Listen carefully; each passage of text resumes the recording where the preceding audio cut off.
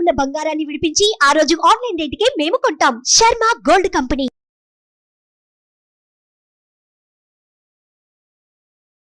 నమస్కారం, welcome to Suman TV.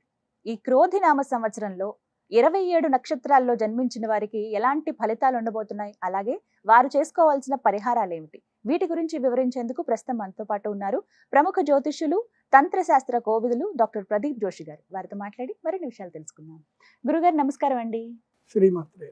గురువుగారు, భరణి నక్షత్రం వారికి ఈ క్రోధినామ సంవత్సరంలో ఏ విధంగా ఉండబోతుందంటారు? వారు చేసుకోవాల్సిన పరిహారాలు తెలియజేస్తారా? నక్షత్ర ఫలితములను ఉంటాయి. ఒకటి మనం గుర్తుపెట్టుకోవాలి, చాలా మందికి వాళ్ళ జన్మ నక్షత్రం ఏందో కూడా వాళ్ళకి తెలియదు. మీ జన్మ నక్షత్రం ఇంపార్టెంట్. ఇప్పుడు నేను చెప్పేది ఏది, జన్మ నక్షత్రం, నామ నక్షత్రము కాదు. నామ నక్షత్రం వేరు, జన్మ నక్షత్రం వేరు.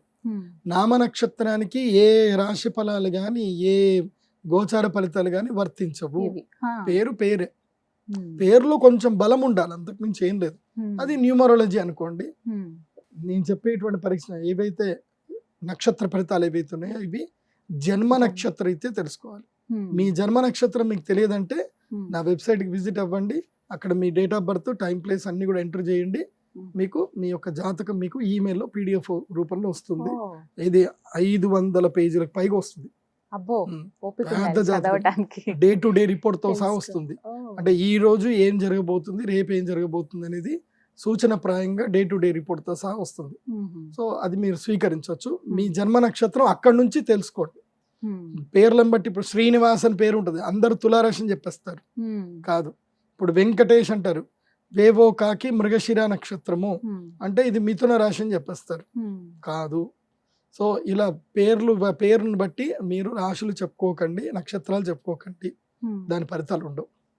సో ఇప్పుడు ఈ సంవత్సరము క్రోధినామ సంవత్సరంలో ఒక్కొక్క నక్షత్రం వారికి ఎలా ఫలితాలు ఉన్నాయో చెప్తాను. అందరూ జాగ్రత్తగా వినండి.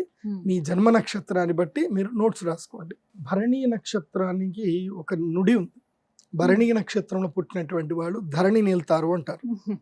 సో ధరణి నేలడం అంటే భూమి నేల్తారు అని చెప్తారు. ఇది నానుడి, ఇది మంచిదే. అయితే వీళ్ళకి ఎప్పుడు యోగిస్తుంది అనంటే, ఎప్పుడైతే గనక వీళ్ళ రాష్ట్రాధిపతి, వీళ్ళ నక్షత్రాధిపతి, రాష్ట్రాధిపతి ఒక్కళ్ళే, శుక్రుడు.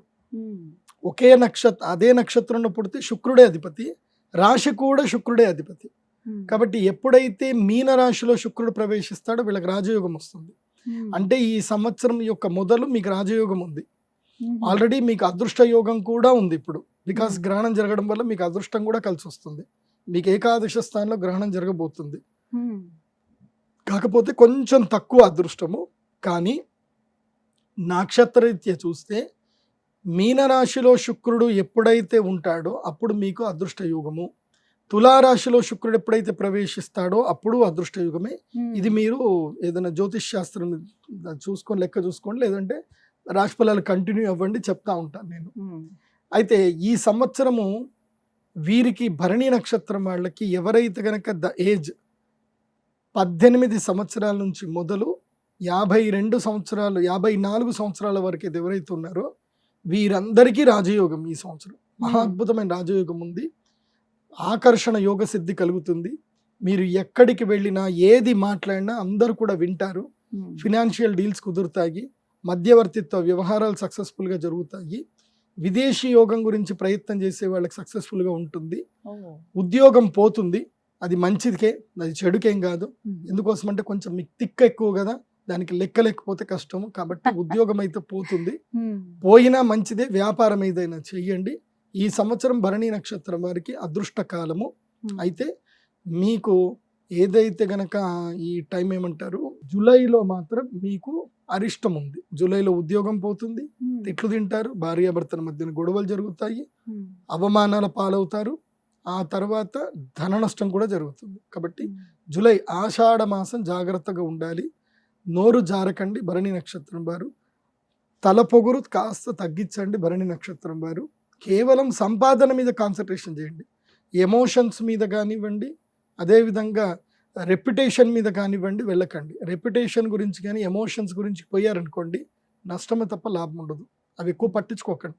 డబ్బు సంపాదించడం మీద కాన్సన్ట్రేషన్ చేయండి. ఇది ధనయోగానికి సంబంధించిన అదృష్ట సంవత్సరం కాబట్టి భరణి నక్షత్రం అది చేసుకోండి. అయితే ఈ భరణి నక్షత్రం వారికి అరిష్టాలు రావద్దు అంటే ఎస్, ఫస్ట్ సూర్యగ్రహణ ప్రభావం అయితే మీకుంది.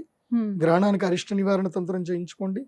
అలాగే మీకు గురుగ్రహం మీ యొక్క రాశికి కూడా, మీది మేషరాశిలో వస్తుంది కాబట్టి మీ రాశి వారికి గురుగ్రహం కూడా మే 1వ తారీఖు తర్వాత మారి మీకు ద్వితీయ స్థానంకి వస్తాడు, లాభాలు కలిగిస్తాడు. కానీ అరిష్టాలు కూడా ఉంటాయి కదా, ఆ అరిష్టాలు పోవాలి అని అంటే మాత్రం మీరు తప్పకుండా అక్షయ తృతీయ రోజున శ్రీ మహాలక్ష్మి యాగం చేయించుకోండి, మీకు అన్ని బాగా కలిసి వస్తాయి. లేదంటే కుంభాభిషేకం అయినా చేయండి మీ చేతుట అమ్మవారికి. చక్కగా వివరించారండి. నమస్కారం. శ్రీమాత. సుమన్ టీవీలో మీ పర్సనల్ అండ్ బిజినెస్ ప్రమోషన్స్ కోసం కింది నెంబర్ కి కాంటాక్ట్ చేయండి.